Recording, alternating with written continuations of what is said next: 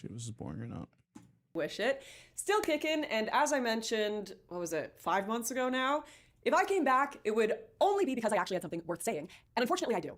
Because what the hell is going on here? What do you think about these Netanyahu AI videos? I haven't seen them. You haven't seen them? No. Oh, they think he might be dead. What? Yeah, there's a bunch of AI videos that Israel has released that are like clearly AI. What? Charlie and I spoke a lot about his third eye. We spoke about a lot of the things that were strange in our childhood, the testing that both of us had to endure. We spoke about the fact that we could both astral project. Candace Owens is a fucking evil scumbag. She is burning everything down, and she's gloating and smiling while she does it. And you know what you fucking told me? She has no security. She doesn't fucking deal with the shit we have to deal with. She's a piece of shit. She's making everyone else suffer. And all of these fucking conservatives out there that send me these fucking messages have no... Your wife has 3 baby daddies and has been married twice before. And you lick sniz. Under your religion. You lick sniz. What is that? You're a fucking dyke. Don't talk shit about my wife, you stupid bitch. Shut your fucking mouth. Benjamin Netanyahu is dead because it was trending for 6 minutes on Twitter. True or not, whatever seems to make it to the top of the algorithmic slop heap is just reality for the day. There's no more journalism or fact-checking or reading court cases. And at this point, I kind of just respect the people who have just embraced the accelerationism. The teenagers who are bone smashing and doing meth to mog on the internet like Clavicular, just full Zoolander reality. Or whoever put out this ad on the White House media team.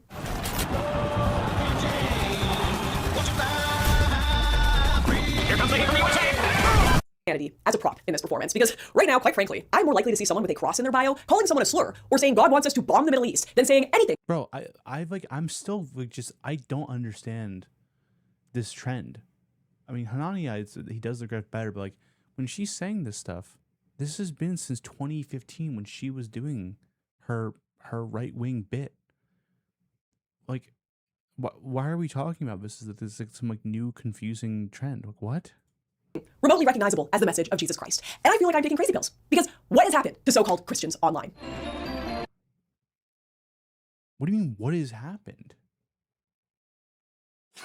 Like, where have you been? I don't, like, this is, in a lot of ways, this is worse than the people she's criticizing. Because at least, like, their grift is stupid, it's immediate, and it's very, it's at least coherent, kind of. Like, but, like,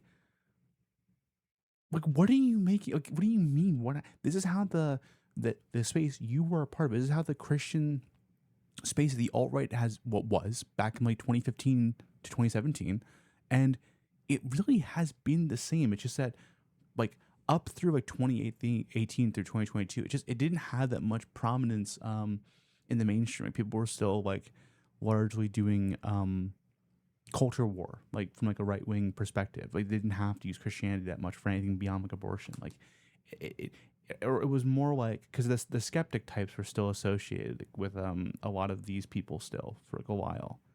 Like this idea that like this edginess wasn't real is like. Before I begin talking about this subject, I think it's important to tell you a bit about my history so you understand why I am particularly befuddled, bamboozled, dare I say, by what I'm witnessing right now. I had a very, very Christian childhood. I mean, like, we were charismatic. Miracles, prophecies, speaking in tongues. My dad literally worked for Kenneth Copeland when I was super little. If you don't know who that guy is, that's this dude. I have a core memory of. Okay, so already starting, you were a crazy evangelical family. So you're already in a pretty distinct sect of Christianity. Let's go. Being like X-Men tested for my ability to speak in tongues at Sunday school and talking in gibberish so I didn't look like the only idiot who couldn't speak to angels. Then going home and thinking I was going to hell for lying. To my parents' credit, we left that church eventually. They had me and my sister quite young and didn't come from stable family backgrounds or traditions. So despite some of the weirder experiences I had in religious circles, I honestly feel incredibly lucky that I had parents who were trying to find structure and meaning in their life, even if it included a bit of theological stumbling in the dark. And in a way, my childhood was kind of cool because I got to do like a tasting board of all these different Protestant denominations, a few years at a Baptist church, a few years at a Mennonite church, evangelical, Reform. I went to a Pentecostal school until I was 14. I attended Bible study well into my teen years. And then as I got older, I started encountering Catholicism and I attended Mass and learned why my parents warned me to stay away from those Catholic bad boys. I'm just kidding. I love you Catholics. On a serious note, my Achilles heel is clearly an obsession with a good Romeo and Juliet story. Anyways, why do I say all of this? Why am I litigating my entire past? My point is, I have lived and breathed the Christian culture and tradition in the real world my entire life. I've been a part of these communities in multiple denominations and continents. I still have my Adventures in Odyssey CDs. I am a true card-holding member of 90s Christian kids. And let me tell you, not once, not a single one of these churches I attended over my 30 years on this earth, not one sermon, youth group, or even home group have I heard a single word that has sounded anything like the version of Christianity I see on the internet today. Never. Not even at the wacky prosperity gospel churches I've gone to. What is going on? Some of the most prominent— Dude, like, again, like, if this was someone who's like started going online like 2 weeks ago or like wasn't in political spaces, I would get it. You were like one of the biggest figures in the alt-right. You've been on Twitter the entire time. What are you talking about? Yes, like, that has been, people have been saying this before the alt-right, that there's a very big difference between online Christians and in real life Christians. Yeah, everyone knows this. It's the whole point of like how like Catholics are like they vote so heavily Democratic compared to the impression you get online. People have been saying this forever. What are you talking about? What? voices I see online claiming to represent Christians on the internet would not just be reprimanded by church leadership, but like physically removed from the building for some of the things they flippantly say on a daily basis. I sure as hell never heard Larry the Cucumber utter the word femoid, slut, body count, and you know damn well Mr. Whitaker would never. So I'm pretty confident. Oh, okay. I mean, yeah, this is just, here's the core of all. This is a good, I hope it isn't this, but like, and again, it's horrible, but you know, she was sexually assaulted by Andrew Tate, and that seemed to be the catalyst that really got her out of the right wing. So I guess now, maybe there's more depth to this, but it's just like revenge politics. And we're just gonna pretend like all of this stuff wasn't publicly known for like at this point over a decade. That we all know the game plan. And that you were a part of this. You are like Lauren Southern was a massive. People who are younger who might be watching this, or who weren't political around that time, like Lauren Southern was a like massive person on the alt-right. You know, she did a lot of work to get this sort of domain big. So like the idea that like we're just incredulous and we're just so confused at how there could be this distance between in real life Christians and the, you know, the online Christians. Like, this is you. This is your world. Like, I don't know what you're talking about. I mean, I know what you're talking about, but it sounds like it's just because she's slighted, because she was taking advantage of them, the right didn't care, and now she's just extrapolating this as like a neo like anti-feminist. I don't know. Whoops. Let me do that. Let's go on. This stuff is not coming from the church culture or the community I grew up in. So today, I'm going to try. I'm going to put in an honest to God effort to answer why it is that the average person's perception of Christians online is this. My favorite part of the Bible is where Jesus says to log online and call people slurs all day. I'm gonna be real. I don't think the majority of people Christ posting all day, building up this reputation, are connected to actual Christian communities in real life at all. Communities who tend to be the backbone of an enormous amount of charity, community life, and quiet service, everyday acts of kindness. And you know what? I think Christians deserve better. I think they deserve better than having their faith publicly worn like a skin suit by political performers and culture warriors looking for a moral costume design. And wait, this was you. Again, like, at the very least, you should have the humility to, I mean, hopefully it comes up in this video. Like, she needs to have the humility to know that she was like a huge part of this. I mean, she knows, but she has to admit that. Like, are we as like marketing to a new demographic where we hope they just don't remember this or know this? I know what some of you may be thinking. What about you, Lauren? What damn moral authority do you have to jump in here and say anything about what Christianity actually is versus what it isn't? Oh, there you go. None. I have no moral authority. My life is a mess. Oh. All right. I could sit here and I could tell you that I read my Bible, I pray, and I believe in God, and that would be true. But I could also tell you I haven't been to church in over a year. I have parts of my life in mind that do not line up neatly with Scripture at all, and I question whether I should call myself a Christian at all. And that would be true too. So I'm not speaking from some holier-than-thou position. If anything, I think I've been directly involved in creating the current downfall of online Christianity, and thus feel uniquely qualified to critique it from a place of personal... It's not the downfall. Like, this has just been, it's... I hate that you can get away with framing like this. It's not that there was a downfall. This is just how it was. Like, a downfall would require there to have been some, like, maybe if there was some world where you had a transition from like forum culture where you might have had more real like Christian forums that were, you know, aesthetically aligned with the way that they behaved online and the beliefs that they have. But like, this was just what it was. You were a part of the protocol. Like, it's not like you like helped accelerate something even. It just, this was the standard, and you were totally fine with it up until you were slighted by the right. Understanding, but also just observation of very real patterns and facts that anyone could recognize if they had the same information about Scripture, which I just so happen to have, largely because, well, some of you were too busy spending your childhoods summoning demons with Yu-Gi-Oh cards. I was out here clocking 200 hours in Captain Bible and the Dome of Darkness at 8 years old. 1995, absolute banger. Entire premise, not even kidding, you enter a digital dome that humanity has been trapped under by Dr. Genesis, who is a wealthy scientist guy. Anyways, the dome is full of robot demons who are programmed to lie to you about what the Bible actually says and to keep the population deceived. It's your job to enter the Dome of Darkness and have a good enough knowledge of the right verses and context to debate and debunk their nonsense to free humanity. And if they really get to you, you gotta log off and sit in your prayer room to heal. I've been training my whole life to make this video, because apparently, even though that game scared the hell out of me as a kid, it wasn't enough. Apparently, its entire premise was just going to become reality like 20 to 30 years later. And that's where we're going to go next. What went wrong? There's this really fascinating critique that Jordan Peterson makes about why he refuses to answer when people ask if he's a Christian, and it goes like this. The question is almost always manipulative. It's not really a question. It's a veiled demand that I declare my allegiance in the manner they see fit at that moment. No, thank you. Now, obviously, there are two ways to read that. A more cynical reading.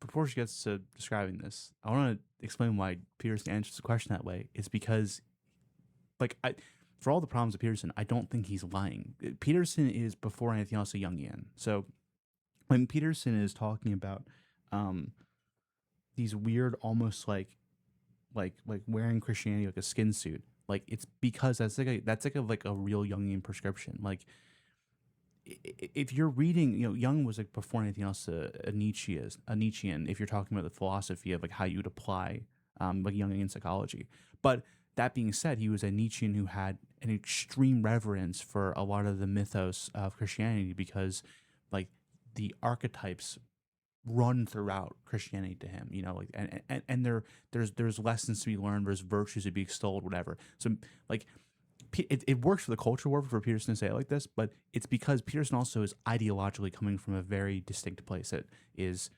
that goes before all this culture war stuff. I think there's cynically some ways you can draw it too, but that is the major reason. Would be, I don't want to lose my Christian audience, so I'm going to avoid giving a firm answer, and that is entirely possible. That's part of it. But there's also a more charitable reading, and honestly one I deeply understand. Whenever you are asked about your faith in media, politics, or online discourse, people don't really give a shit about your actual spiritual life. They're more interested in hearing whether you will publicly signal membership in their group. They don't want— No, that's just, again, like, for some people, sure, but Peterson's like a pretty unique figure in that respect. Like, Peterson is not very charismatic. He talks very slowly. He has a weird voice, and his views are strange, to say the least, even for the sphere he was been grifting in. Like, people like Peterson because he has authority. He has a very strong sort of presence, and he speaks in a very commanding manner. I think people would love more clarity on his religious background. I think part of the reason he kind of like was falling off was for that reason, which is that he didn't lean into this nearly enough. So this is interesting reading. To know what you believe, they want reassurance that Peterson is on the team or that I'm on the team, a clean friend-enemy distinction, which is where a lot of online Christianity has— we don't, it's the Schmittian friend-enemy distinction. Yes, it's the one political philosophy term the right wing has ever heard, and they'll just double down on it. That's not Peterson defining if he's Christian or not has nothing to do with this, just to be clear. If Peterson like answered the question with any convincing manner, that is not what determines a friend enemy distinction. Peterson is always on the right of the culture war issue, always. And he has, at this point, a decade of cultural cash that's a part of that.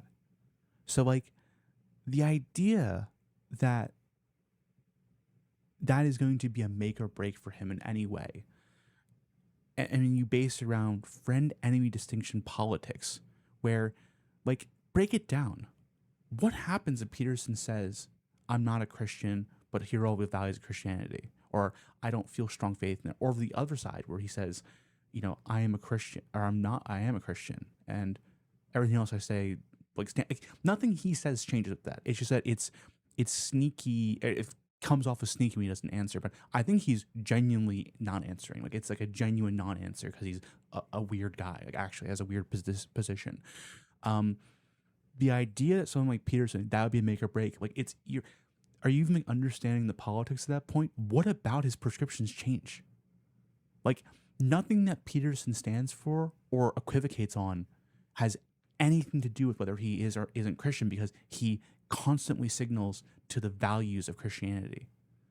So what this is the most reductionist thing ever, where you're trying to use Peterson as I understand the process, the idea she's talking about, but the fact that she took the one guy in this space where it makes zero sense to try to do this friend enemy distinction thing, but it's because she can't think of many other people who have a similar problem, because they usually do they do play a side, they do pick a team. So there's something going on here. If you can, I'm already getting the vibe again, but this is projection politics to an extreme degree.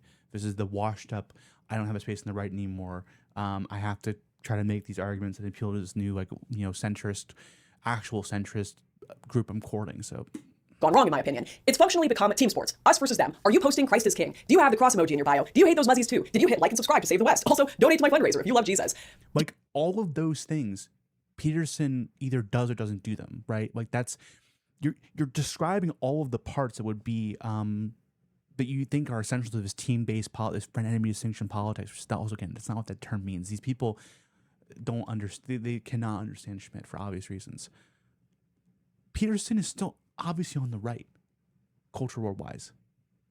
Like how can you be saying this is the team-based politics part, and then the guy you're referencing is clearly on one team, even though he's consciously not picking those talking points up? Like, what are you saying, man? You see the problem here? Like, everything is now being utilized for what I've seen referred to as the culture war cinematic universe. What is supposed to be a deeply personal, spiritual, and contemplative experience is being monetized, mass-produced, and used for the purpose of politics. And I'm not saying this hasn't been done before in history. Obviously, the church has been corrupt before, but it's taken on a whole new form in the era of the internet algorithms, AI, and bots. And I think people first started getting really uncomfortable with this new era of overtly political religiosity after Charlie Kirk's murder, which was this landmark emotional moment for a lot of people, myself included. But then there was a twist, because immediately following this tragedy, what I would have imagined should have been a somber ceremony became this insane political spectacle with fireworks, repeated references to God, all between political campaigning. We're going to be doing it with Bobby and Oz and all of the professionals. I think you're going to find it to be amazing. I think we found an answer to autism. How about that? Autism tomorrow. On top of this, you also just had a whole strange genre of deification that happened where politicians and commentators were saying Charlie Kirk was a saint or that Jesus Christ was asking for his autograph in heaven. So their legacy grows, and Charlie's will too beyond his wildest dreams. And where Charlie is right now, he is fine. I picture God asking him for his autograph. I would say if Charlie Kirk lived in the biblical times, he'd have been the 13th disciple. The whole thing was just weird, man. It was just weird. And it's not even touching on the Facebook boomers and their AI posts. Sometimes I fall to my knees and pray. Come, Jesus, come. Knock, knock, knocking on heaven's door. Knock, knock, knocking on heaven's door. Worst of all, though, by far, was when all of this amalgamated into a political pressure campaign, forcing people to fall in line. You saw mass statements that if your church didn't mention Charlie Kirk, you had to stop attending it. Or if you thought any of this was just kind of weird, how dare you criticize a grieving widow? Not only are you a bad Republican, you're a bad Christian. And I think for a political movement, the dissident right-wing sphere, who are generally suspicious of any sort of cultural pressure to fall in line, especially post-COVID and lockdown, this kind of put people into conspiratorial hyperdrive, which created the likes of Candace Owens' super schizo theories becoming viral sensations. Like, there's so much ideological stream crossing that she's doing, and I guess she's just hoping that no one knows better. One, the people making those posts she's referring to, the AI posts or whatever, these are not dissident right people. These are the people that would be considered the, like, core Republicans, people on, like, Facebook and stuff. And then two, the people posting about, like, going to your church that, you know, has to say something about Charlie Kirk or, you know, the browbeating about that. The way the dissident right did that and the reasons why they were doing that are very different, pretty much exclusive to Twitter and, like, Rumble. Or maybe like Nick Fuentes' stream, but even then, like, he's not really considered dissident right anymore. Like there's just, these are all different groups that interact very differently. So like maybe there's some like example she's gonna go to, but like this is just bizarre so far. Which, by the way, I beg of you, if you have fallen down that rabbit hole, just take a minute to actually read things like the Macron court case filed against her for defamation, because it is wacky how much she's just straight up inventing. And the same goes for the Charlie Kirk situation. We are definitively getting closer to what took place on that day, and we are getting closer. I think we're close. We are definitively getting closer. Like, then motioning towards the dissident right and then going to Candace Owens is bizarre because, again, who watches Candace Owens? It's like women who are largely not engaged in political discourse online. Like, she gets people political by doing drama content that is like political in nature, but has a drama angle. So like the idea that this person is this like uniquely political, a uniquely like dissident right-esque whatever, like that's not what's going on here. Like this is like a very different, these are all different income streams. They're different types of people watching, and they don't have much electorally that they really agree on. So, whatever. Close. Very close. We're inching ever closer. We are close, and we're getting closer to the truth. Get closer. We are getting close. But don't worry, guys. She's getting close. We're gonna have the answers, the real answers to Charlie's killer soon. Seriously, I promise you, you are allowed to think firework funerals are cringe and weird without insinuating Erica Kirk of having been involved in her husband's murder. There is a middle ground there. But back to what I was talking about, it wasn't just the conspiracy stuff that came out of all of this. I find that whenever people try to mandate something as holy or sacred that's just human, there's always a backlash of mockery. Like you saw this with land acknowledgements. There's no drunk driving on stolen land. And as for people feeling forced to mourn Charlie Kirk, well, we saw the result of that. To my friend Charlie Kirk, rest now, brother. We have the watch, and I'll see you in Valhalla. We need to go now. The deep state is scraping our signals. They're eating the babies. No time to explain. Where? It's 4 a.m. Nigga, what the fuck? Antarctica. What is this place? Home. Regardless of all the mockery and backlash, though, a ton of political capital was gained through the pushing of this seemingly holy mandate that came about post Charlie's death. And the administration, as well as infinite podcasts. Bro, this person is like, just what a tremendous liar. The whole critique, especially because she keeps invoking the dissident right, the people she feels the most betrayed by, the most slighted by. The whole critique is that the Trump admin did nothing with that political leverage they had. Like, you could conceptually, right? Because when we talk about think about an assassination. Like, what does that mean in terms of political leverage? It means that you have a greater acceptability from not just your base, but perhaps even the entire electorate, because there's some sort of greater understanding or greater compassion they'll have for actions that are taken to help prevent future political violence or to define enemies that they can then see as a common group. An example being, 9/11 made it so that overnight the United States had an insane amount of leverage they could use, which they did for the Iraq War and the Afghanistan War, where it gave them the flexibility to define enemies and then do actions that would otherwise be seen as completely unacceptable. Now, I don't think Charlie Kirk's assassination was as big of a deal, even like in the broader sense as 9/11.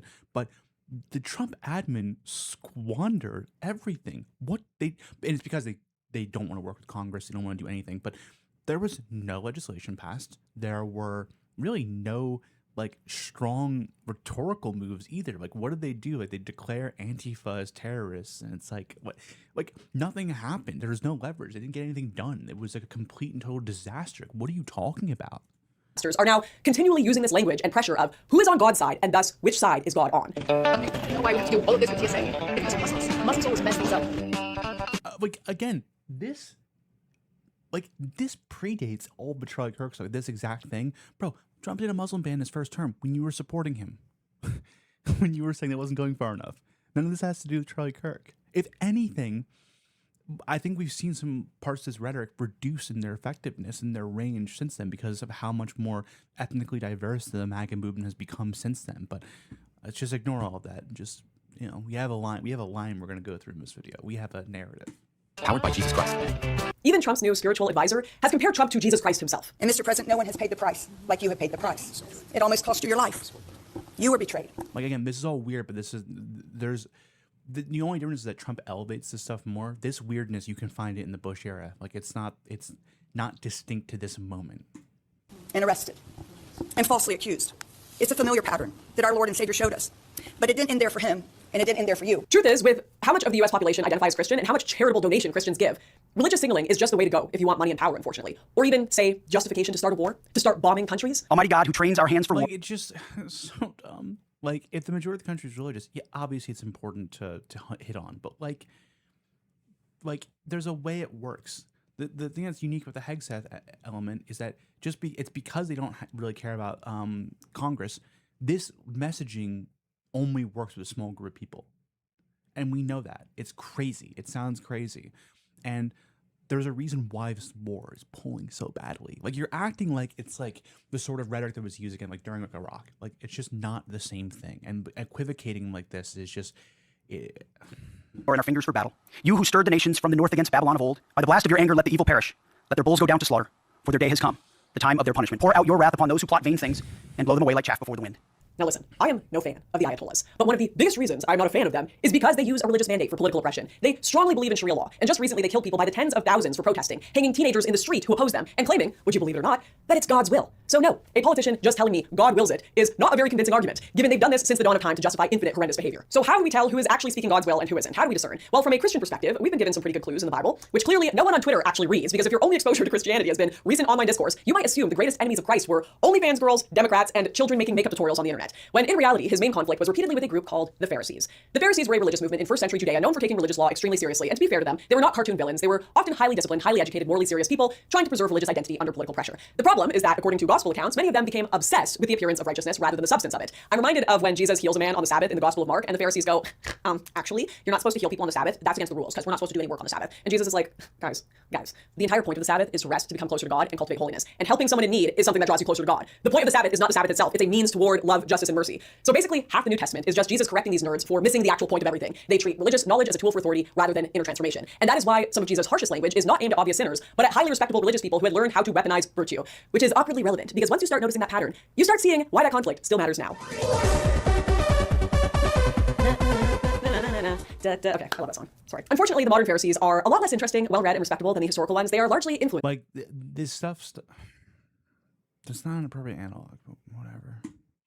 partaking in something I've seen referred to as based signaling. It's essentially the right-wing version of virtue signaling. Richard Anania wrote a scathing article last year called The Based Ritual. Yes, there it is, full circle. Another guy who's done a really good grift away from the right, but he helped build up. In which he plays out a fictional but on-the-nose conversation between right-wing political types at a Capitol Hill bar, who are repeatedly trying to one-up each other in how transgressive, cynical, and ideologically provocative they can sound, using increasingly extreme takes as a form of in-group status competition rather than genuine argument or any substantial belief. Now, while it's not a one-to-one This is all partisan politics forever. comparison to Richard's article, the practice of based signaling is something I understand very well. Why? Well, of course I know her. She is me. Take a look at Exhibit A here. Look at that sick Deus Vult sweater. Look how incredibly based I am. Forget about a tiny cross necklace. In fact, forget about going to church at all. Instead, I'm gonna wear a giant sweatshirt with a Jerusalem cross and post it on social media. Do you get it? Because that's what the Crusaders wore, and they had swords, and they killed their enemies, and I'm gonna slap squat because that's a popular meme at the time. Please give me a crumb of internet attention. Give me a crumb of likes. One thing I can assure you is that God was not considered or involved at any point in the process of making this image. I'm signaling to the people in my peer group at the time that I am just so cool. So cool. I mean, look at this. I used to wear this to protests. What is going on here? What in the heresy is happening? Just embarrassing behavior. And don't get me wrong, to this day, I'm not above sitting in bed and liking a based King Baldwin meme. Those epic Save the West edits. It's all very intoxicating. Like, the problem is,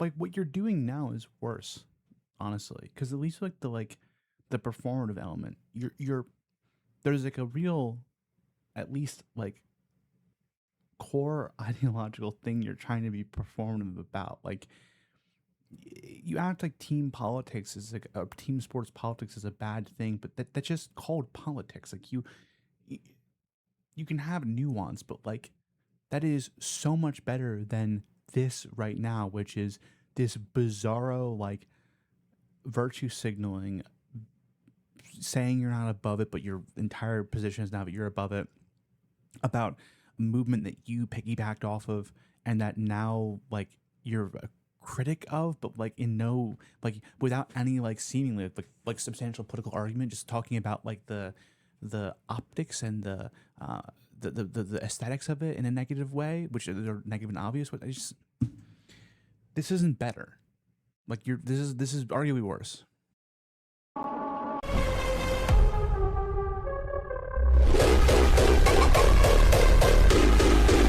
I get it. It tickles the dopamine receptors. But the based internet Christian stuff has absolutely nothing to do with the soul or any sort of real spiritual journey. And pretending it does is bad. It's not good. In fact, I think it's the culprit for a good portion of people who seemingly crowdsource their religious beliefs, which then become indistinguishable from their political aims. Like, when I see this video that says, "How far right are you?" and then this guy just posts clips of Crusaders and Christians praying, I don't know what that means. What are you talking about? Which Crusades do you support? Do you know anything about them? I'm pretty sure the fourth one sacked Constantinople, a Christian city, looted churches, and killed fellow Christians. Excuse my language, but is everyone now? Someone could just as easily make a clip with like, "How far left are your views?" and then based edit of Jesus washing people's feet. I have friends of mine who I know never grew up Christian, who don't attend church, who haven't ever read the Bible, who began putting crosses in their Twitter bios because they joined the political right. It's like a video game badge or something. And I love Crusader Kings, okay, great game, played a lot of it growing up, but holy LARP, what are we doing here? The anti-Catholic Tennessee congressman uses Catholic Crusaders to argue for evangelical Protestant nationalism. I can't even...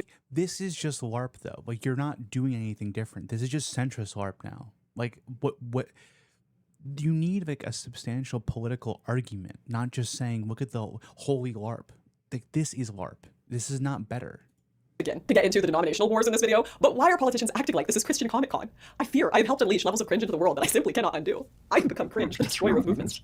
These people want all the clout. It's not cringe. Like, you've helped destroy the American public. Like, it's not like it's you.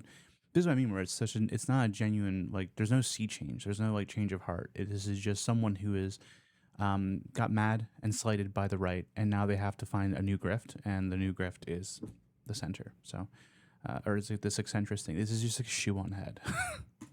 Of Christian signaling without any of the substance. As did I, when at least I was 20, and not an elected official at the peak of my doing this. Based signaling explains a lot. Why you'll see tons of political accounts. And then there's like weird like distancing of like, I wasn't an elected official at least. Like, you were a massive part of changing the entire Overton window. Like, you were a huge figure on the alt-right.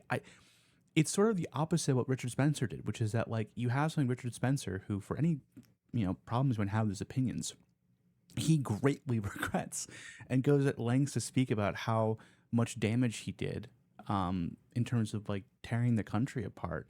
And in response, since then, he has campaigned for and openly supported every major general Democratic candidate that he has been in proximity to voting wise. Like, this there's no, where is the understanding of like what you were even a part of? Like you just minimize, diminish, and then hope people forget and think you were just kind of like an oopsie daisy, I'm just a girl, like I didn't know what I was doing thing. It's just so weird.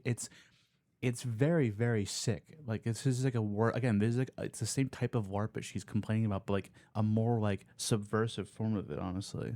Using biblical references when they're talking about waging war or striking down sinners, who always happen to be political opponents and never themselves, by the way. But you'll never once see them reference like, I don't know, the Beatitudes. Blessed are the meek, blessed are the merciful, blessed are the peacemakers. I fundamentally agree with this, but there's something very funny about choosing blessed are the meek because like the context of that translation would be that like the meek, what it would refer to is like, I think the literal translation from Greek would be one who wields a sword but doesn't use it, or something akin to that. Meaning that it's not weakness, it's strength, but you choose to be, kind anyway. Like that, it's an interesting beatitude to choose because it's the one that would be most commensurate with the view that you're trashing, but whatever. Because it is politics first and religion as a tool. And when I say tool, I mean quite literally a tool. In fact, in August of last year, Nikita Beer, the head of product at X, tweeted out that the most common bot bio is Christian, father, love my country. So when I'm building up my argument in this video that a lot of people partaking in this base signaling are not Christians, I'm not even just saying they aren't Christians. Some of these posters, in fact, seemingly a majority of them, aren't even people at all. They're literally bots. By the way, this was the case back when you were doing your grift. This was obviously the case. This was the entire point of the Mueller report of Guccifer. The entire alt-right was infested with these bot farms. Again, another point of Richard Spencer corrected immediately in that he realized, oh, I'm a puppet for Russia. Like this is, this person this is a very sick person. This is a very evil disposition to have. It all comes full circle back to Captain Bible. We're fighting demon robots out here, and it is 64-year-old Bob who volunteers at the Salvation Army every Saturday getting the bad rap for it. Look at this post. It has 31,000 likes talking about how guys with the bio, husband, follower of Christ, girl dad, are out here tweeting some of the most offensive things you've ever seen. Just absolutely horrific stuff. Not good. But you know what? There are some real faces and names out here who are trying to claim or make it appear as though this is the real Christian tradition. Some who even claim to be pastors, who seem far more interested in the base ritual than the Beatitudes. Let's take a quick look at them. Part of why I made this video is that for a long time, I honestly assumed that the nastier corners of online Christian content would stay where they usually live, buried in algorithmic side alleyways, just shouting at each other, mostly invisible to normal people. Then the other day, I saw that one of the people I think represents this modern pharisaical version of Christianity most clearly had been hosted on the Joe Rogan Experience, which is, for better or worse, probably one of the most influential podcast platforms in the world. And at that point, I kind of thought to myself, all right, I really shouldn't just sit here in my little walled garden pretending that all of this corrects itself eventually, because this stuff is just not staying niche anymore. It's going mainstream somehow. If you don't know who Andrew Wilson is, he originally operated in the old blood sports Twitch debate world under the name Big Papa Fascist. I will say, for as much as I dislike Lauren Southern, Andrew Wilson, way worse. So he has since rebranded, but still runs a show called The Crucible. And in a religious context, that is a wild title to choose. In Christian language, a crucible is a severe trial, a fire that purifies the character. So if you are branding your platform as essentially God's forge for moral purification, you are making an enormous claim. And quite frankly, if you are going to market yourself like that, you should probably represent God well, which, when it comes to Andrew Wilson, I'll leave it up to you guys to decide. Me, I'm a Christian. My entire ethical worldview comes and is sealed, right? It's monolithically sealed. As I said at the beginning of this video, I don't think I represent Christianity well. But the difference is, I'm not calling myself a crucible for God while coming across like a Pharisee so aggressively on the nose that I think even an atheist screenwriter making satire would be told to tone it down. But Charlie, I just think honestly you're too fucking stupid to understand them. Oh, I'm sorry, Dyke. Is she morally inconsequential in comparison to your ditch licking? They bring nothing to the table, none of them, including the old bags here, who bring nothing to the table by their own admission except their pussy. And that, to me, is why, and when asked, this is all you get. I bring love and affection. You don't bring shit to the table. Good. What do you bring to the table besides your vagina? Give me a real example. If you want a man to take care of you for the rest of your life, what do you bring to the table except your vagina and a bunch of baggage? First of all, I gotta be honest. I don't know who is still out here listening to this kind of content in the year 2026. I remember that viral meme from years ago, mocking Vice for being so predictably edgy in their content strategy. It seemed like they selected headlines by just getting a dude to throw a dildo at a wall to pick a drug, country, and a minority, and bam, there's their story. These modern manosphere podcasters feel no different. It's the same predictable combination of slop every time. But it's also kind of hilarious once you see it for what it is.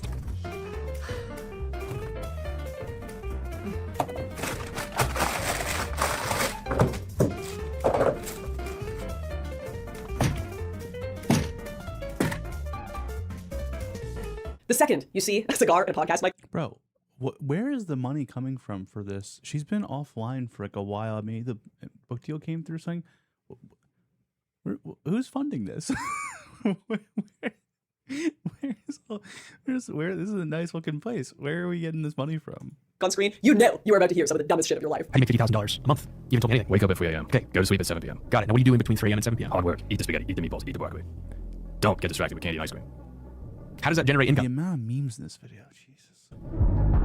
But anyways, back to Andrew Wilson. Being predictable manosphere slop, while annoying, is honestly not my main problem with his content. I think this clip here captures one of my biggest issues. Your wife has 3 baby daddies and has been married twice before. And you you lick sniz. Under your religion. You lick sniz. What does that You're a mean? fucking dyke. Don't talk shit about my wife, you stupid bitch. Shut your fucking mouth. Shut your stupid bitch mouth.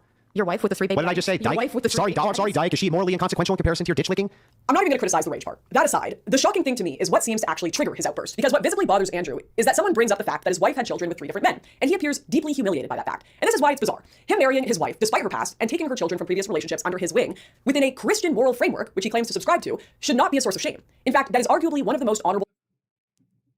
Like, I want to agree, but the problem is that, like, there's more going on than that with this. Like, I think part of it is because, like, in the manosphere thing, it obviously would be humiliating. And then the Charlie woman is bringing it up to insult him, like, to make fun of him.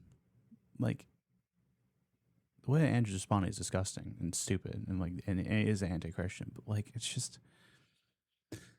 I don't know. It's just like, I feel like it's such an obvious thing. Or like the way he's such a whatever. Things about his life. A man choosing to love, protect, and provide for children who are not biologically his, even knowing many people will judge him for it, is in Christian terms profoundly respectable. The Bible calls endlessly for people to care. The thing is, what he does, like he does. I've never heard anything otherwise, but. The vulnerable women and fatherless children, and he had the perfect opportunity there to explain all of this to the lady confronting him. He could have been an incredible witness to her in that moment, but instead he instantly collapsed into insult. Yeah, I agree. I mean that's obvious, yeah.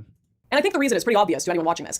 Wilson has built a version of Christianity where mercy and redemption no longer feel masculine enough to defend, because the audience he has cultivated does not reward mercy. They reward domination, humiliation, and cruelty. They are more focused on condemning the women on these podcasts who are not following the letter of the law than showing the love the laws were made to protect. It's all base signaling and no beatitudes, which means the very values that should be his strongest moral ground become liabilities in front of his own followers. Because to that audience, taking responsibility for a family like his risks being read as weakness, as being a cuck or simping or whatever vocabulary masculinity cosplay happens to be using that week. And I do mean cosplay, because I don't want to slander real masculinity with whatever this online performance art has become. In an out-deleted tweet from late last year referencing migrant crime and rape against women, Wilson said, "They voted for it. Help us men, help us, no." And he's essentially arguing that women overwhelmingly vote liberal, so if anything bad happens to them, it's their fault and we have no duty to defend them. Another account responded, "Women, brother, father, help me. You, nah." Yeah, I mean, I hate Orange Southern, but man, yeah, this guy is really something. Like, this is not. It's not the aesthetics of Christianity right here. It's not the morality of Christianity right here. You asked for it. Get raped. You really are a piece of shit. To which Andrew responds, "You heard me, bitch. Reap as you sow." And I don't think I have ever seen a message portrayed that is more quintessentially anti-Christian in my life. The whole concept of the faith, the whole point of it, is that Christ died on the cross, so thankfully, Andrew, you and I have the potential to not reap what we sow. And in exchange, he asks that we try just a bit to be like him, and have some humility in the process. Instead, what we see here is Andrew Wilson loudly advocating the exact opposite of this message, while claiming to be a crucible that purifies the faith. And in doing so, seemingly reaps what he's sown and having to be ashamed of his family. And Andrew isn't the only one trying to cultivate this sort of base signaling Christian audience with a public profile. There's a whole sort of community online of these people who have ridden the coattails of the manosphere world in becoming eternal core-selling podcasters, but use God as their main branding. I first came across alleged pastor Joel Webben because one of his base signaling tweets that went semi-viral, "Young men are waking up. Women will learn to have a quiet and gentle spirit, or they will learn to be alone. Deus fault." It's so cringe. You simply cannot tell me that this tweet, "Young women are waking up. Men will learn to stop being incels, or they will learn to be alone. Do better," is not exactly the same as what Joel Webben tweeted. It's just gender war gobbledygook with virtue or base signaling at the end. Do better. Men are trash. Educate yourself. Deus fault. It's the same little end tagline to tell your audience, I'm morally superior. In the progressive field, you look at something like educate yourself. And it's this like, this is the most like, who needs to hear this? Moral signaling of higher intelligence. With Webben, I'd argue it's almost worse, because it's my gender war slop posting for clicks is ordained by God. Deus vault. This is a common behavior for Webben, though, who was, for whatever reason, attending... Like, who does this speak to? Like, again, like, instead of doing any work to, like, de-radicalize, this is the sort of content that... this is never something you're winning people over with. You're just preaching to the choir. It's just... It's so lazy. It's the same version of what she was doing when she was doing those anti-migrant docs.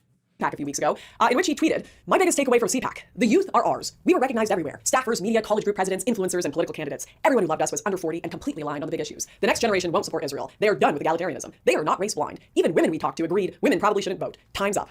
And Joel, I just have one question for you. Just one question. Why are none of your big issues Jesus? It's already weird that pastors attending CPAC as a political activist, but to go there and say your big issue is to be done with women voting, this is the right-wing version of defund the police. The police are not going anywhere unless the state collapses. You guys are all LARPing. Now it's time for the final battle. Magic missile! Magic missile! Magic missile! Magic missile! Ending women voting is just another plotline of the culture war cinematic universe. And it is kind of cute when Zoomers are running around dressed up like Marvel characters pretending to blast laser beams at each other, but when pastors in their 40s and 50s are doing it, what are we even doing here, man? Forgive me for saying something that may be a little controversial, but whether it be politicians or pastors, my hope is that they are better people than me. And yes, I do think they should be held to a higher standard than the average person if you are claiming to be a leader for God. But I'm not sure. I don't think these people are really looking to court a Christian community at all. In fact, when I went down the Joel Webben rabbit hole, it led me all the way to a place where I learned from Webben himself that apparently Christians are actually just fake and gay. We see that's the greatest threat to Christian nationalism as it's trying to make its roots. Christians? How so? Christians are gay. fake and gay, to be more precise. Webben tried to defend this by saying fake equals hypocrite, gay equals effeminate. Yes, the church is plagued by religious hypocrites, fake, and cowardly effeminate, gay men. But why did you say it that way? Because I knew it would offend, and the offense ensures that my point wasn't missed. A very astute poster noted, Webben, that's not how it works. Prioritizing causing offense over being clear does the exact opposite of making sure people don't miss your point. To be fair, it took me a long time to learn that one myself, but I got there eventually. This clip was part of a documentary on Christian nationalism Webben was working on. And apparently, after getting some, how do you put it, pushback on this clip, they deleted the entire trailer it was a part of, to which Twitter user Will Spencer criticized this move as being damage control. His statement would have been far more powerful if he had simply said, Christians are hypocritical and effeminate. But hypocritical and effeminate are concrete words that imply an objective standard, one that he himself could be held to. By contrast, fake and gay are insults, which is why Joel wasn't making helpful observations about ways Christians could change and grow in manliness and integrity. He was insulting them from an assumed position of superiority. And I think this is a solid analysis, but I sort of disagree with the idea that the post was deleted because Webben was afraid of having an objective standard he could be held to. I actually think that's giving him way too much credit. I think it was deleted because people didn't like it. And the point of base signaling— Yeah, it's obvious. I mean, people like Wilson or Webben, like, these are very, very ideologically motivated people in the sense that, they're ideologically motivated insofar as they had the popular support to say something. So if their base doesn't connect with it enough, there's too much heat, they won't stand by it, or they'll delete it or whatever, or they'll ignore it.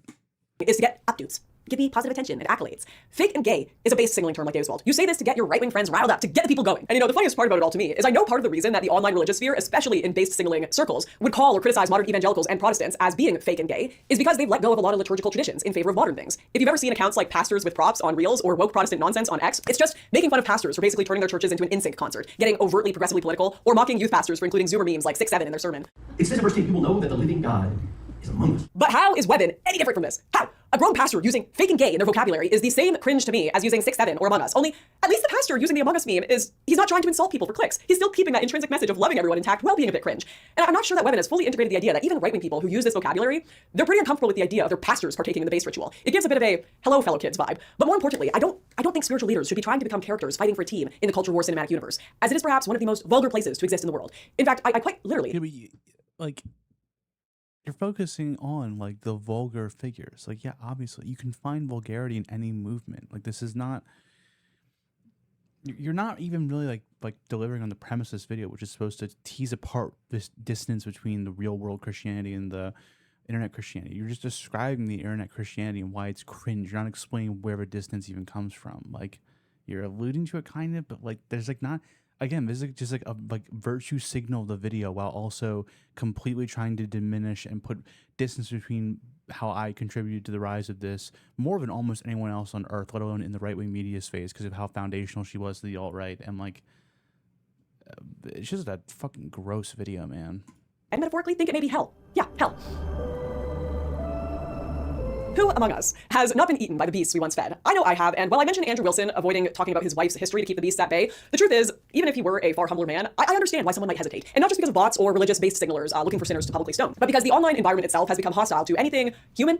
It has zero interest in forgiving perceived failure or, God forbid, cringe. All you have to do is look at the recent viral discourse on X around a man discussing his wife's promiscuous past. On March 23rd, Andrew Sheets posted a photo of himself and his wife and wrote that she had once lived promiscuously while he had been a virgin, and that she later became radically born again, committed deeply to church life, prayer, repentance, and then after 5 years of being together, she had become an excellent wife. Now, I honestly can't tell you if this is rage bait or a PR stunt, given the guy owns a Christian online marketing firm. We help Sound Christian Ministries grow their social media by 50% in 3 months. 35.5 million views and trended for like 5 days, so I guess it works. Even if we give the ultimate charity here and assume this was done in the most sincere way possible, though, I probably wouldn't advise posting this sort of information to X. Why? Because X is hell. One of my favorite books of all time is The Great Divorce by C.S. Lewis, where hell is imagined as a place called Greytown. And Greytown is brilliant, because nobody there quite admits they're in hell or really knows it. Everyone still thinks they're just temporarily inconvenienced in some kind of holding place purgatory. They can conjure houses, possessions, whatever they want at any point, but everything there is thin, joyless, and unsatisfying. And every conversation in Greytown is grievance-driven, self-justification, and moral posturing. Also, technically, people can leave Greytown at any moment. There is a bus to heaven there, but no one acknowledges the bus goes to heaven, and they don't fully understand where it goes, and most people are just too prideful to leave. They're like, no, I chose the right place to be, and it's here. And those who do get on the bus, when they finally get to heaven, they find the reality and solidity of it far too sharp. Like, the grass feels like razor blades under their feet, the light's way too bright, everything is too demanding and too real. And the whole point is that before they can exist comfortably in heaven, they have to become more substantial themselves. They have to grow in depth and density of soul, which is why it feels like such a perfect metaphor for X. Because reality is hard, and X offers a permanent alternative, a place where you can avoid the difficult work of becoming or doing anything substantial. It's not alternative though. Like, these analogs are so bad. One of the things that Lauren Southern did, along with the alt-right, was back then it was true. Like, you could say what's online is not real. And it's because there was such a great distance between like real world politics and what's happening online that you had like an actual gap that seemed impossible to cross through or whatever. Why is that purple? Maybe it's like too hot or something. Sorry. Whatever. And the problem with that, the problem with this sort of change of heart thing is that you're not actually describing what the real issue is, which is that like X is real. It is substantial. Like it has a gigantic effect on politics now. It sets the tone, the standard for a lot of this stuff. Like if you ignore that and pretend like we're just in like this like alternate timeline situation thing, like it's a lie. Like that oh, you go on X and it's fake and you can just be comfortable engaging with nothing and being in your hug box. Yeah, the hug box part is comfortable, but it's because these are like new realities. Like they are new. Like they are substantial. They are substantially changing politics. Like that's what substance is. Substance is when you have like real movements, real ideology, real representatives. That is what MAGA has, and this right even has that through people like JD Vance. Like when you type about this stuff online on X, like people like JD Vance see it and they try to alter their brand to cater towards it. What could be more real? By endlessly performing the appearance of significance. You can moral posture all day, hit like and repost, call that activism, edit your photos instead of going to the gym, manufacture identities, block strangers, start arguments, win arguments, lose arguments, announce victories that no one's going to remember 12 hours later, all without ever logging off long enough to confront the stubborn difficulty of changing anything real. So on X, we all just wander Greytown, calling each other names all day. And for reasons known only to God and apparently engagement metrics, Andrew Sheets decided to walk into Greytown Town Square, grab a loudspeaker, and announce his wife's sexual history to a starving mob. Naturally, they began throwing tomatoes. And as someone who has been on the receiving end of my life becoming public theater countless times, often due to my own stupidity, I've just learned that enduring some degree of mockery is part of logging on. What you gonna do? But because this video is specifically about performative Christianity, what interested me most is that Sheets' post kind of became almost a perfect theological stress test, and a remarkable number of self-described Christians failed it like instantly. Because here's the thing, whether you find his post cringe or not, the theology is technically solid. You can criticize it for being self-aggrandizing, posted with the wrong intentions, etc., etc. But if you don't like the idea that someone who was sexually promiscuous, or someone who is even a hooker, or a criminal, or a murderer could be spiritually redeemed, Christianity is not the religion for you. Christianity is radically offensive precisely because it keeps insisting that grace interrupts human ranking systems. Pride must die, ego must die, all that. So Christianity insists that your instinct to rank yourself morally above someone else is often the very thing putting you spiritually in danger, which, after a month here of delving into Christian Twitter X, my entire feed is now essentially just this. The religious community repeatedly trying to place themselves above one another. I mean, you could even say Sheets' own post where he describes his wife as more pure than most virgins. Is that to glorify God or is that to tear down other women? I don't know. But I do know bitter battles all day about whether Mary is an eternal virgin, debunking the Pope, saying all Catholics or all Protestants are going to hell, saying Sheets' wife is a whore. It's kind of giving hell. It's kind of giving hell vibes. To quote one guy responding to Sheets' post, if Twitter was my only interaction with Christianity, I would be an atheist. And I actually love the interaction he had with another guy right after this. Have you considered that maybe this place is actually satanic? Sure do have a lot of posts on here. Probably can't quit, huh? You have 5.3 thousand and you joined in January. Shut Bro, I need help too, dude. Fair enough. Ironically, that bro, I need help too, dude, is the closest thing you're going to find to online Christianity. And you know what? I believe in you too. You can do it. You can escape, guys. You got this. Seriously, the saddest part of all this X discourse, though, is that almost everyone involved actually has a human story worth hearing. But the second it gets pushed through, is basically, my wife partied, converted, and now she's morally superior to half of you virgins, which understandably lands like, look at all you losers abstaining for nothing, while others got to speedrun chaos and emerge spiritually elite. But that's not the story at all. In reality, Sheets' wife's testimony is really quite tragic and nuanced. His wife grew up without a father, was exposed to porn at 11, drifted into drugs, sex, and new age circles as a young teen, and was later groomed, controlled, and abused by a 50-year-old cult leader. She became suicidal, overdosed multiple times, and nearly died before eventually turning her life around at 18. But none of this depth survives the format of virality, because once it hits X, it just immediately becomes symbolic ammunition where people read it as, men, you must forgive and marry the OnlyFans girl while staying pure yourself, or you're a bad Christian, which is obviously ridiculous. Just the mere image of the equally deranged manosphere fantasy where men are encouraged to sleep with everyone and then retire into moral purity by marrying the tattoo-free virgin. Most people are probably best suited to partners whose histories, values, and wounds make sense to them personally. But, you know, that's just a boring conversation. It's bland. No one wants to listen to that. All of this, I think, could be sorted out in like a 5-minute adult conversation between someone like Sheets and someone criticizing him, but none of that is going to draw attention or clicks. You know what does draw attention and clicks? Sex. Loud, exaggerated, inflammatory conversations about sex. Do you also play games in the stream? Yeah, occasionally.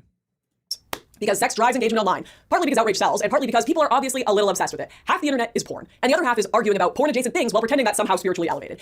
It's been noted, quite accurately in my opinion, by many ex-evangelicals that sexual sin often gets treated as uniquely scandalous in a lot of Christian spaces, but Scripture warns just as strongly about pride, self-righteousness, hardness of heart, and contempt for others. But we all know pride and hardness of heart are not going to generate 30 million views. So once again, this is just another way that Christian discourse becomes horrendously disordered in the era of the internet, because once you introduce engagement or marketing, it's going to be the most exciting sins that will always be the most discussed, even if they're not necessarily the most spiritually destructive or widespread. In fact, the idea itself of a ranking system for sins, or even consequences like burning in hellfire with pitchforks for eternity, blah, blah, blah, blah, all this stuff that gets thrown around online, none of those things are necessarily biblical. They are allegories that aren't even from the Bible. A lot of Christian imagery, in fact, and popular ideas have just been pulled from imaginative literature like Milton's Paradise Lost or Dante's Divine Comedy. And even if we look at something like the Divine Comedy, Dante places the lustful, those who have been involved in sexual sin, relatively high in the Inferno, while sins tied to pride, fraud, betrayal, and cold-hearted spiritual corruption descend much deeper. So essentially, the base signalers using Christianity for internet points and telling everyone they're going to burn in hellfire, they are placed much lower in Dante's vision of hell that they are referencing than people who have a bit of a snooty past. So the Christian question is not who has the cleaner resume, it is who has repented, who is humble, and who understands their need for grace. And this is exactly why the Gospel of Luke gives us the prodigal son. The scandal of that story is not the reckless son returning, it's the older brother being just furious that grace is being given so freely, because he did everything right, and still cannot tolerate mercy being extended to someone who failed publicly. That is the deeper flaw. Oh, that's interesting. Forgiveness itself. And that remains one of Christianity's most offensive ideas to proud people, that grace often feels profoundly unfair. And we saw that in some of the responses to Sheets. However, I think one thing I sympathize with that puts skepticism into hyperdrive in the online age is the fact that online, it's usually not just grace alone being given, but attention, applause, new audiences, speaking opportunities, money, and influence, which changes the conversation entirely. Because now the question is not simply whether someone is being forgiven, it's whether redemption itself has become a product, which is where the story of the prodigal son can be abused. And that brings us to performative redemption.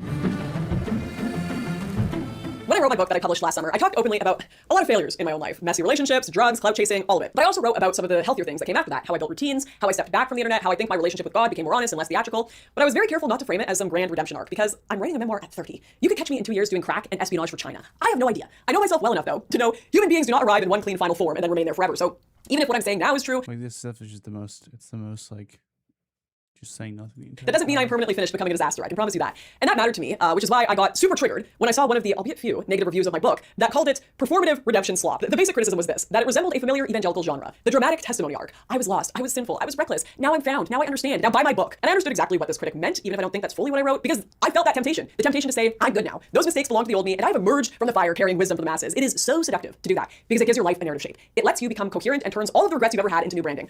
And if I'm honest, I mean, maybe like the viewer suggested, I did lean toward that shape in parts of my book without fully realizing it, caveats and all, because maybe even while warning against redemption narratives, part of me still wants one or wanted one. That's just what human beings are naturally drawn toward. We're all drawn toward the most flattering version of our own story. You know, the one where it's not like a redemption thing. It's that this person's extremely performative. Like the performative thing is real because there's nothing, like there's no substantial like even like coming to terms with the, you know, negative things that she did when she was a part of the alt-right or whatever. Like it's just you got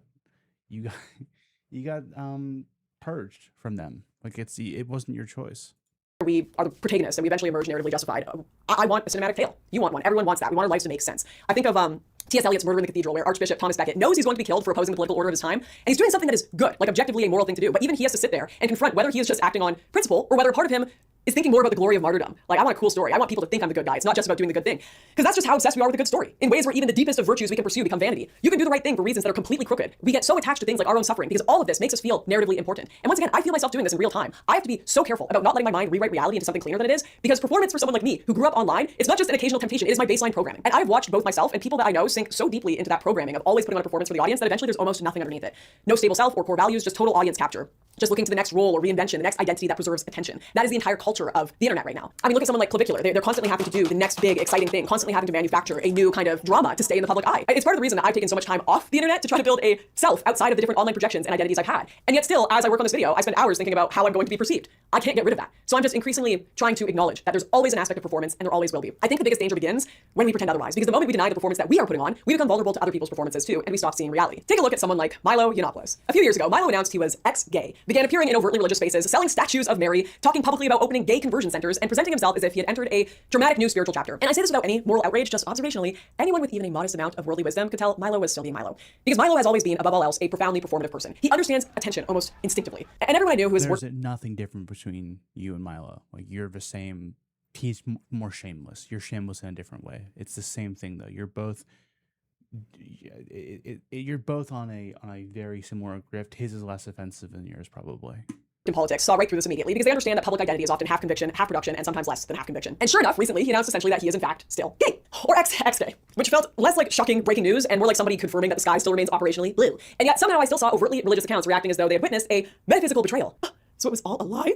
As if Milo had just shattered a long-standing reputation for quiet interior sincerity. And I think part of why this shock happens is that when religion is absorbed primarily through internet culture, you inherit largely the language without any of the depth. Like, if you take a look at this guy's account, it's almost entirely, follow me if you think everything is gay now. Follow me if you don't like Somalis. Follow if you like Christian memes, cougars, trannies, my girlfriend has balls. Follow me. When your religious views are base signaling and follows, it's no surprise you fall for people who are also just base signaling for follows. There's no there. It's all surface level social group signaling for clout. Although honestly with Milo, I don't even know at this point if it's in-group signaling so much as it's just getting paid to say this stuff or click farming, because what even is this? It's Catholics and Muslims versus Protestants and Jews. Be on the right side of the line when the curtain comes down. I don't even know what's going on anymore. I don't know, guys.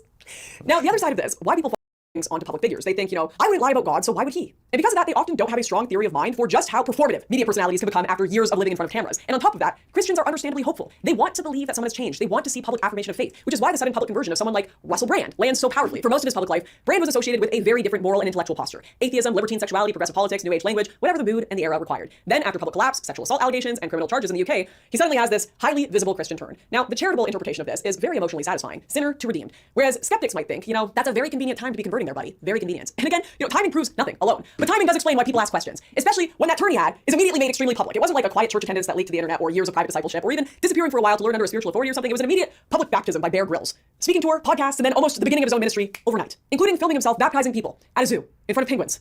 A zoo. Can we be so for real right now?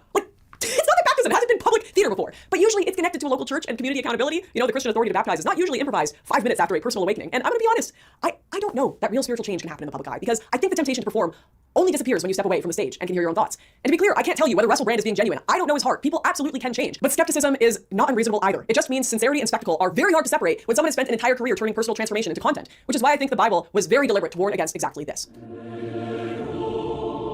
In Matthew 6:5, Jesus says, "And when you pray, do not be like the hypocrites, for they love to pray standing in the synagogues and on the street corners to be seen by others. Truly I tell you, they have received their reward in full. But when you pray, go into your room, close the door, and pray to your Father who is unseen." This is not the only verse that talks about not making a public spectacle of one's faith or holiness. All of these warnings exist within the Bible for the exact purpose of preventing crowdsourced and performative Christianity. So how does one make a distinction between Christian and non-Christian if holding up crucifixes for media photos and taking pictures in Deus Vult hoodies means the opposite of Christian behavior? Well, I am reminded of an old 4chan acronym, GIRL, G-I-R-L. It stood for Guy in Real Life. Anytime someone claimed to be a woman online, people would immediately go, sure you are, buddy, sure you are. Partly because back then, a lot of political forums were overwhelmingly male, and still are, and also partly because plenty of men absolutely did and still do pretend to be women on the internet for attention, leverage, and sheer internet weirdness. Eventually, some actual women on the forum would object, saying, hey guys, some of us really are women, not girls. And the response, well, not exactly charitable, contained what I think is a strangely useful point.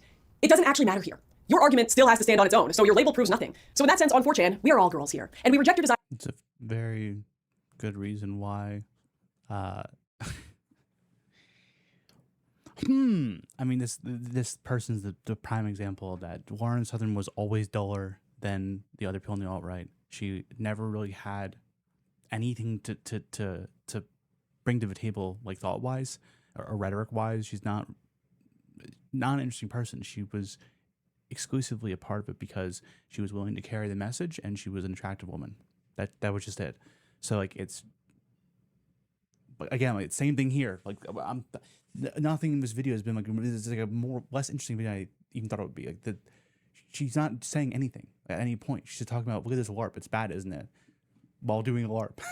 To credential yourself. And honestly, I increasingly think about online Christianity the same way. A controversial thing I have landed on after all this kind of thinking about it has been, I don't really believe in Christianity online. I don't. And it's not because Christians can't use the internet, but because a cross in your bio, scripture in your username, or declaring yourself a Christian tells me nothing useful. Just like on the old forums, the label itself has no authority here. What matters is how you behave, how you treat people, what kind of spirit follows you, and whether there is really any depth there once the performance falls away. And that's the fundamental problem, isn't it? None of that is observable online. We are all characters here. Even when we are sincere, we are still selecting what to show in real time for an audience. And the internet is just built to reward exactly the parts of religion that are easiest to imitate: certainty, slogans, moral posturing. Which is why, I mean, a lot of you probably already know this, but I don't think you should be looking for a spiritual authority here. Certainly not from influencers, and certainly not from politicians. Once again, that doesn't mean there's nothing online that has value. But spiritually, I think you have to treat it like a video game. I enjoy playing Ark. Wow, great message. For example, I think it sharpens certain instincts. It definitely gives me dopamine. I get to catch up with friends. But I am under no illusion that it improves my actual... It gives you money. That's the important thing. It gives you money. You make a lot of money online. That's why you're here. That's why you do things online. You just sold a book last year. Look at the place you're sitting in. It's money. Shooting skills unless I go to a real range. And in the same way, there's nobody out here developing a spiritual life through a screen. It's like spirituality itself is about transcending the material realm. But when you're online, you're not even in the material realm. You gotta log off just to get there. And I know all this... I get it. I know all of this sounds like my final defense of Christianity is just, well, this isn't real Christianity. The stuff you're seeing online, that's not real Christianity. And I know that people hate that. They get really annoyed when any ideology is defended this way. That wasn't real communism. Because this always sounds like somebody you're missing the point. It's that Christianity is being used as a vehicle for cultural issues. It's not the same thing, just like it's not real Christianity, real communism. It's like it's a substantially different thing. The reason Andrew Wilson is frustrating is because he is a very gross person who is a shock jock, but he's good enough at rhetoric and good enough at basic theology where when he gets challenged, he comes off reasonable. So he can do the shock jock thing and also do the LARP because he can do both well. There's a reason why you're not an example of something like Lauren Southern is someone who couldn't do that well. Like she wouldn't be able to challenge him well. So that's why she highlights that's why I hate Andrew Wilson, because he's a nasty guy, but he's not dumb. Warren Southern is dumb and also nasty. It's just different. Trying to rescue an idea by redefining it after all the damage has been done. But Christianity is genuinely unusual because the text itself, unlike something like the Communist Manifesto, spends half its time predicting this exact problem. A shocking amount of the New Testament is basically just, hey guys, a lot of people will claim spiritual authority. Predicting the problem.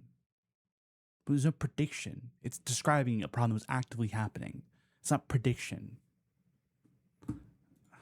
Many of them are just motivated by ego, power, money, or control. And many of them are going to sound super convincing, and here's how to tell. And then the remaining half is just like letters to churches already behaving terribly almost immediately. It's honestly remarkable how little optimism the New Testament has about institutional human nature. And even if you look at great, well-respected Christian writers like C.S. Lewis and T.S. Eliot, who I reference in this video, both of them warned incessantly that many people who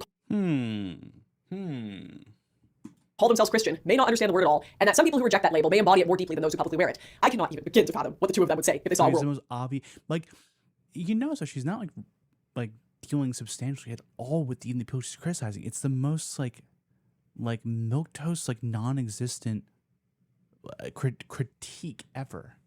Post-iPhone.